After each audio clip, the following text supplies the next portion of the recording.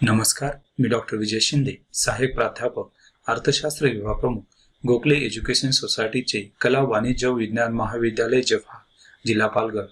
विद्यार्थी मित्रांनो, आज आपण सहकारी वित्तपुरवठा याविषयी माहिती घेणार आहोत. आता आपण राज्य सहकारी बँकेविषयी माहिती घेणार आहोत.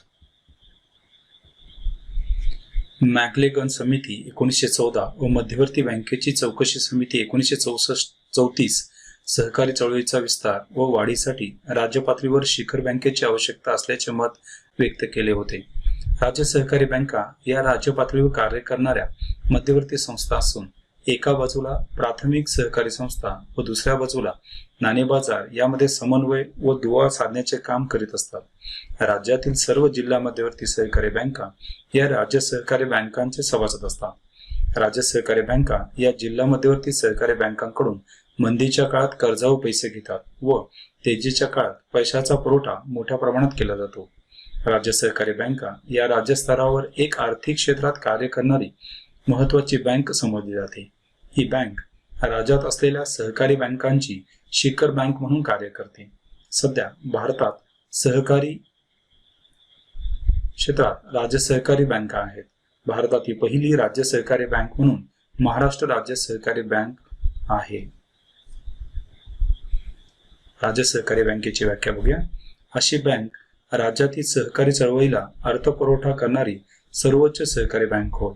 शिखर बँक किंवा सहकारी बँका व रिझर्व्ह बँकेचा दुवा म्हणून ही काम करते. आता आपण राज्य सहकारी बँकांची उद्दिष्टे व कार्य पाहूया. राज्य सहकारी बँका या राज्यातील सर्व जिल्हा मध्यवर्ती सहकारी बँकांची बँक म्हणून कार्य करते. सरकार व सहकारी चळवळ यांच्यात सहकारी धोरणाचा योग्य समन्वय साधणे.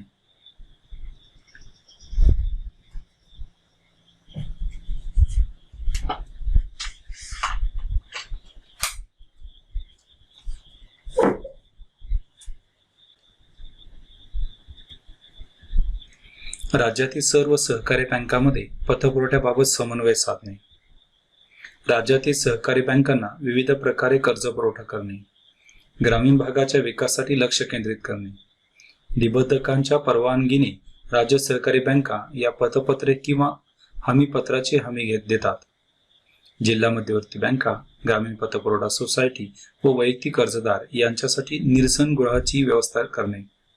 राज्य सहकारी बँका या जिल्हा मध्यवर्ती सहकारी बँकांचे पर्यवेक्षण, नियंत्रण व मार्गदर्शनाच्या कार्याबरोबर मित्र, तत्वज्ञ व मार्गदर्शक म्हणून कार्य करतात. राज्यातील सहकारी चळवळीला प्रोत्साहन देणे. राज्यात आवश्यक तेथे शाखा किंवा विभागीय कार्यालय स्थापन करणे.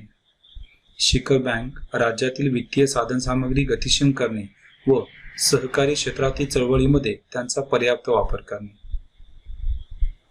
राज्य सहकारी बँकेचे सभासदत्व. राज्यातील सर्व सहकारी बँका, जिल्हा मध्यवर्ती सहकारी बँका, जिल्हा सहकारी खरेदी विक्री संघ, ग्राहक सहकारी संघ, सहकारी संघ, नागरी सहकारी बँका, साखर कारखाने, सूत गिरण्या इत्यादी हे राज्य सहकारी बँकेचे सभासद असतात. व्यवस्थापन. संचालक मंडळ. सभासदांमधून संचालक मंडळ निवडले जाते. जिल्हा मध्यवर्ती सहकारी बँकेचे प्रतिनिधी, इतर सभासद संस्था प्रतिनिधी, राज्य सरकारचे प्रतिनिधी, हुशार व अनुभवी कार्यकुशल व्यवस्थापक, वर्षातून कार्यकुशल व्यवस्थापक हे संचालक मंडळामध्ये असतात. वर्षात एकदा सर्वसाधारण सभा होते आणि कारभार हा लोकशाही पद्धतीने चालतो. भांडवलाची रचना. भाग भांडवल हे विक्री करून जिल्हा मध्यवर्ती सहकारी बँक, इतर सहकारी संस्था, रिझर्व्ह बँक व स्टेट बँक या बँकेचे भाग भांडवल खरेदी करतात. नाबार्ड कडून कर्ज पुरवठा केला जातो. आता आपण राज्य सहकारी बँकेची प्रगती बघूया. यामध्ये देखील 2012-13 ते 2016-17 या कालावधीत राज्य सहकारी बँकेची संख्या, सदस्य संख्या, भाग भांडवल, ठेवी, दिलेली कर्जे, थकबाकी आणि रोजगाराची संख्या दिलेली आहे. आपल्याला पाहावयास मिळते सन 2016-17 मध्ये राज्य सहकारी बँकेची संख्या 32 आपल्याला दिसून येते. तर रोजगार हे 12,824 एवढा रोजगार राज्य सहकारी बँकेने उपलब्ध केलेला आहे. आता आपण राज्य सहकारी बँकेची कार्यात असणाऱ्या अडचणी किंवा दोषी याविषयी माहिती घेऊया. ठेवी संकलनात अयशस्वी. या बँकांनी सन 2007-8 मध्ये 52,978 कोटीच्या ठेवी संकलित केल्या होत्या. बँक व्यवहाराच्या आवश्यकतेनुसार या ठेवी अपुऱ्या आहेत. तसेच सभासद व इतर वर्गांकडून ठेवी वाढविण्यात अपयश येत आहे. भांडवलाचा तुटवडा.